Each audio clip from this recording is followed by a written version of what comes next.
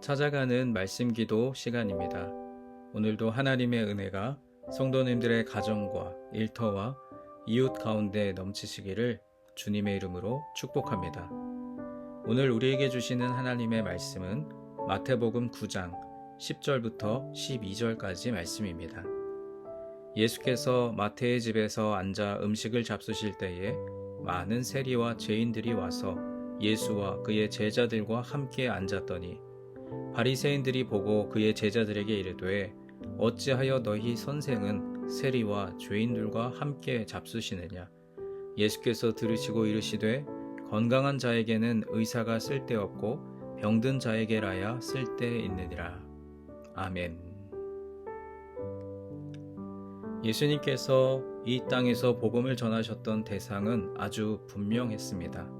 두말할 것 없이 죄인들입니다. 예수라는 이름의 뜻이 자기 백성을 그들의 죄에서 구원할 자라는 의미입니다. 이것만 보더라도 예수님이 이 땅에서 누구를 대상으로 복음을 전하셨는지 분명하게 드러납니다. 오늘 본문에서 예수님은 죄인들을 향하여 복음을 전하고 계십니다. 먼저 중풍병자에게 복음을 전하셨는데 어떤 한 사람이 중풍병 때문에 침상에 누워 세월을 보내고 있었는데 주변에서 이 사람을 안타깝게 여긴 친구들이 있었습니다. 그들이 그 환자를 침상에 누인 채로 들고 나왔습니다. 같은 이야기를 전하는 마가복음 2장에 보면 친구들이 침상에 누운 채로 중풍병자를 데리고 왔는데 예수님을 에워싼 무리가 너무 많아 가까이 갈 수가 없었고 그래서 그들은 결국 지붕을 뜯어 줄을 달아 내려 예수님 앞에 친구를 내려놓았습니다. 이렇게 해서라도 예수님 앞에 중풍병자를 보이고자 했던 이유가 무엇입니까? 그것은 친구가 그 병에서 해방되기를 바라는 간절한 마음이었습니다. 중풍병자도 마찬가지였습니다. 몸이 아프면 어떤 일도 할 수가 없고 사회에서도 소외됩니다. 그러므로 누구든지 이 상황이 되면 병 낫기를 간구할 것입니다. 그런데 이 마음을 아는지 모르는지 예수님은 중풍병자에게 작은 자야 내 죄 사함을 받았느니라 말씀하십니다. 중풍병자와 친구들은 이 말씀을 듣기 위해서 여기에 온 것이 아닙니다. 얼른 병이 낫고 일어나 일상으로 돌아가기를 원했지만 주님은 죄 사함을 먼저 선포하셨습니다. 이들에게는 무척 당황스러운 말씀입니다. 죄 사함을 얻기 위해 주님 앞에 나온 것이 아니었기 때문입니다. 그런데 여러분, 우리가 여기서 주목해야 할 것은 예수님의 관심입니다. 예수님의 관심은 외면과 삶의 모습이 아니라 바로 우리의 영혼에 있으셨습니다. 우리의 영혼이 하나님께 뿌리를 두고 있는지 그렇지 않은지 주님은 그 마음과 심령을 꿰뚫어 보고 계십니다. 그런데 사람들은 상대방의 내면에는 별 관심이 없습니다. 그들은 오히려 우리의 외적인 모습에 관심을 가집니다. 얼마나 건강한지, 어떤 집에 사는지, 어떤 차를 타고 다니는지 등에 관심이 있습니다. 여러분은 어떠신가요? 주님처럼 상대방의 내면과 마음의 중심을 바라볼 수 있기를 바랍니다. 그들의 영혼에 깊은 관심을 가져야 합니다. 주님께서 그렇게 하셨기 때문입니다. 조금만 더 깊이 생각해 보면 주님께서 왜 이렇게 영혼에게 관심을 가지셨는지를 알 수 있습니다. 영혼은 죄로 인해 피폐해진 상태에서 돈을 많이 버는 것이 축복이 아닙니다. 오히려 죄가 죄를 더할 것입니다. 자녀들의 영혼이 바로 서 있지 않는데 번성하고 잘 사는 것은 그들에게 오히려 위기가 닥치는 것입니다. 바람직하지 않습니다. 죄의 문제를 해결하지 못했는데 건강하면 그 육신으로 오히려 죄의 종 노릇을 하게 됩니다. 그러므로 주님은 영혼의 문제가 무엇보다도 중요하다고 말씀하시는 것입니다. 그러므로 우리가 주님께 기도드릴 때 먼저 영혼을 돌아보아야 합니다. 주님은 그의 영혼을 만지신 후 중풍병자와 친구들의 소원대로 육체의 질병을 고쳐주십니다. 드디어 그토록 원하던 문제가 해결된 것이죠. 그러니까 주님께서 일하시는 순서는 영혼을 먼저 고치시고 그 다음에 육체를 고쳐주십니다. 이것이 주님의 순서였습니다. 우리도 주님을 본받아 영혼을 우선적인 가치로 두고 그 다음 육체의 일을 도모하기를 원합니다. 중풍병자를 고치신 후 예수님은 세리 마태에게 다가가셨습니다. 주님은 그곳에서 마태를 제자로 불러주셨지요. 마태는 주님의 부르심에 응답했고 그 후에 마태의 친구들을 불러 잔치를 벌였습니다. 오늘 본문 10절에 보시면 세리 마태의 친구들이라고 해봐야 세리들 뿐이 없습니다. 마태는 예수님과 함께 가야 하기 때문에 친구들과 작별을 해야 합니다. 그래서 그는 친구들을 불러 식사 자리를 마련했습니다. 그런데 마태의 친구들이 다른 친구들을 데리고 왔는데 성경은 이 사람들을 죄인이라고 표현합니다. 바로 창기들입니다. 당시 유대인들은 세리에게 딸을 주지 않았고 세리들은 결혼을 하지 못했기 때문에 함께 어울리는 사람들이 창기밖에 없었습니다. 그래서 예수님과 제자들, 세리와 창기들이 함께 식사를 나누게 되었습니다.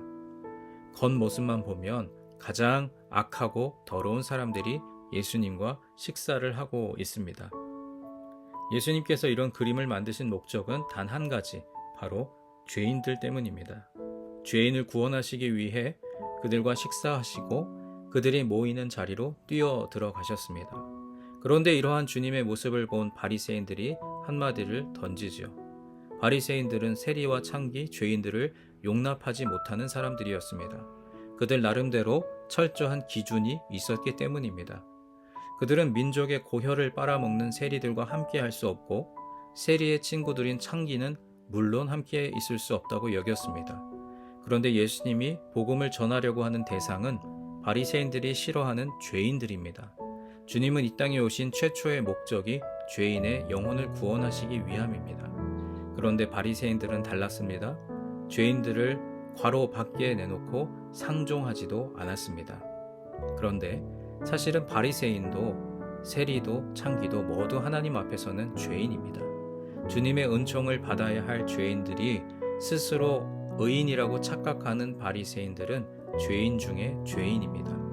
예수님께서 이들의 말을 들으시고 이렇게 말씀하셨습니다. 건강한 자에게는 의사가 쓸데없고 병든 자에게라야 쓸데있느니라.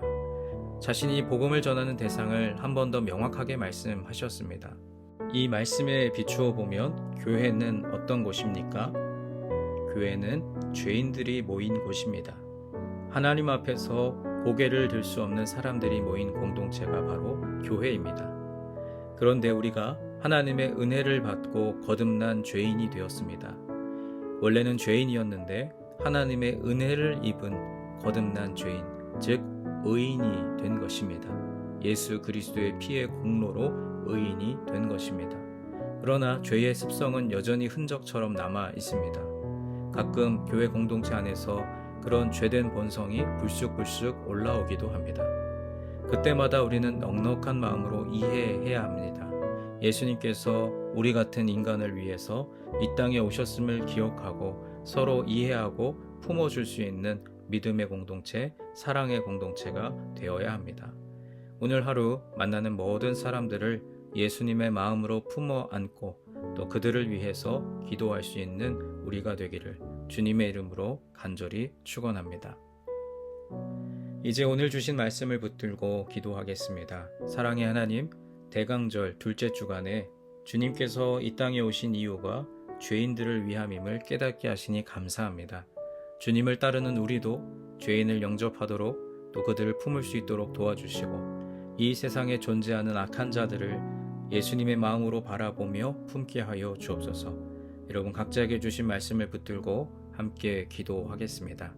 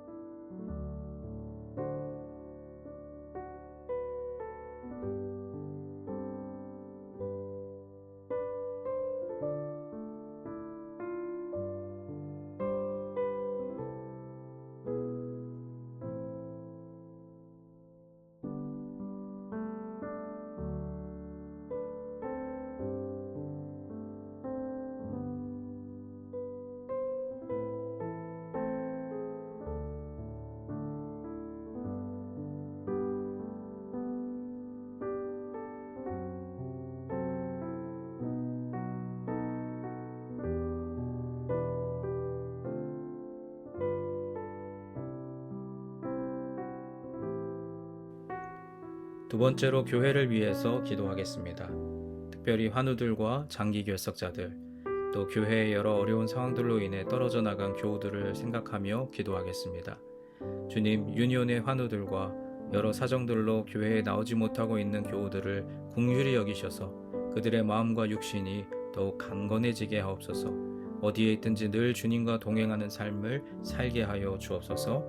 우리 교회와 교우들을 위해서 함께 기도하겠습니다.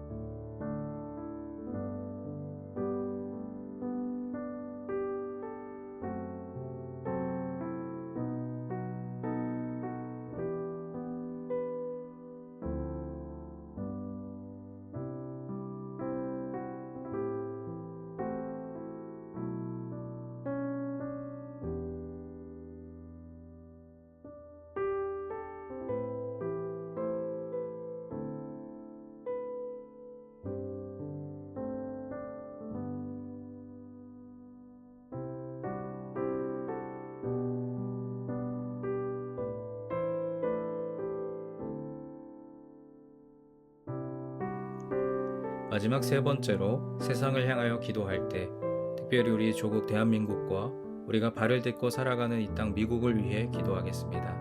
하나님, 대한민국과 미국의 지도자들을 바로 세워주시고 주님의 말씀이 조국과 이 땅에 바로 서게 하여 주옵소서. 경제, 정치, 외교, 문화, 사회적으로 여러 어려운 상황들을 극복할 수 있는 지혜를 주옵소서. 여러분 각자가 가지고 계신 기도의 제목들 주님 앞에 아뢰시며 삶의 자리로 나아가겠습니다. 기도하겠습니다.